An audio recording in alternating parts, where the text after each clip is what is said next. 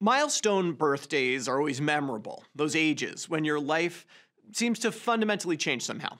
Age 16, license to drive. Age 18, you can vote to determine your own future or serve in the military.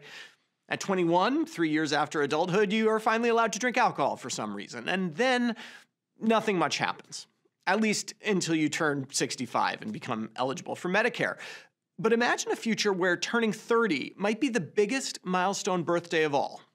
Imagine a future where at 30, you get your genome sequenced and doctors tell you what needs to be done to save your life.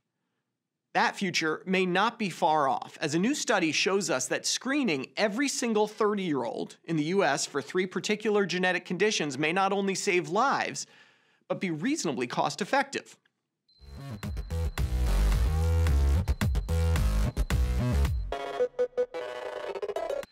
Getting your genome sequenced is a double-edged sword. Of course, there's the potential for substantial benefit. Finding certain mutations allows for definitive therapy before it's too late.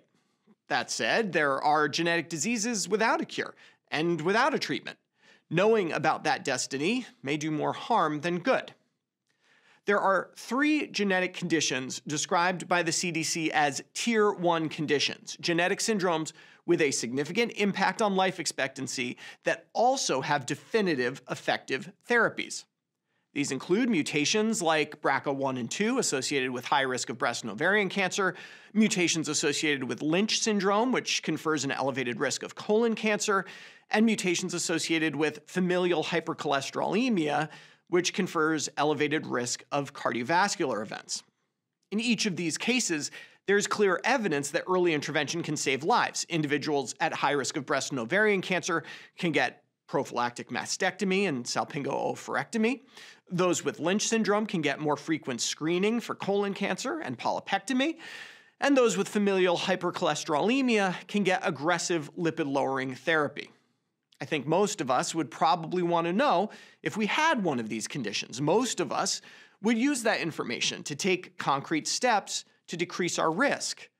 But just because a rational person would choose to do something doesn't mean it's feasible. After all, we're talking about tests and treatments that have significant costs.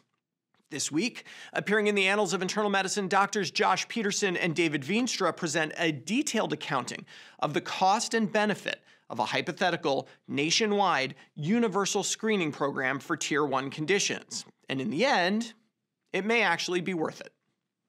Cost-benefit analyses work by comparing 2 independent policy choices. The status quo, in this case a world in which some people get testing for these conditions, but generally only if they are at high risk based on strong family history, and an alternate policy, in this case universal screening for these conditions starting at some age. After that, it's time to play the assumption game.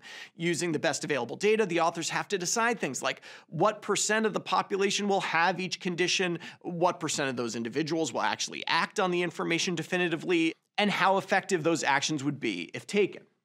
As an example, the authors assume that the prevalence of mutations leading to a high risk of breast and ovarian cancer is around 0.7%, and that up to 40% of individuals who learn they have one of these mutations would get prophylactic mastectomy, which would reduce the risk of breast cancer by around 94%. I ran these numbers past my wife, a breast surgical oncologist, who agreed these seemed reasonable. Assumptions in place, it's time to add costs.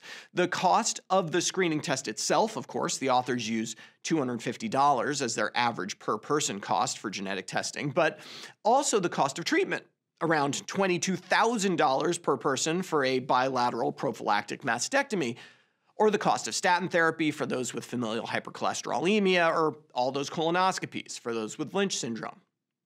Finally, an assessment of quality of life. Obviously, living longer is generally considered better than living shorter, but marginal increases in life expectancy at the cost of quality of life might not be a rational choice.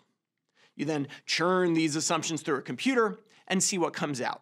How many dollars does it take to save one quality-adjusted life year? I'll tell you right now that $50,000 per quality used to be the unofficial standard for a cost-effective intervention in the US. Researchers have more recently used $100,000 as that threshold. So let's look at some hard numbers. If you screened 100,000 30-year-olds, 1,500 would get news that something in their genetics was more or less a ticking time bomb.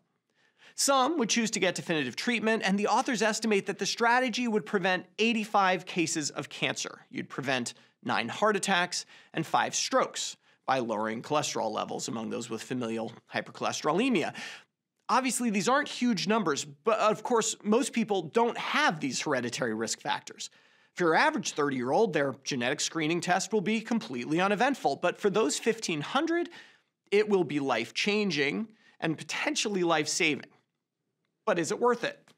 The authors estimate that at the midpoint of all their assumptions, the cost of this program would be $68,000 per quality-adjusted life year saved. Of course, that depends on all those assumptions we talked about. Interestingly, the single factor that changes the cost-effectiveness equation the most in this analysis is the cost of the genetic test itself, which I guess makes sense considering we'd be talking about testing a huge segment of the population. If the test cost $100 instead of $250, the cost per quality-adjusted life year for the program would be $39,700. That is well within the range that most policymakers would support. And given the rate at which the cost of genetic testing is decreasing, and the obvious economies of scale here, I think $100 a test is totally feasible. The future will bring other changes as well. Right now, there are only 3 hereditary conditions designated as Tier 1 by the CDC. If conditions are added, that might also swing the calculation more heavily towards benefit. This will present a stark change from how we think about genetic testing currently, focusing on those whose pre-test probability of an abnormal result is high due to family history or other risk factors.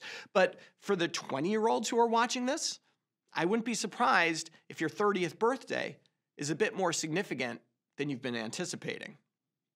For Medscape, I'm Perry Wilson.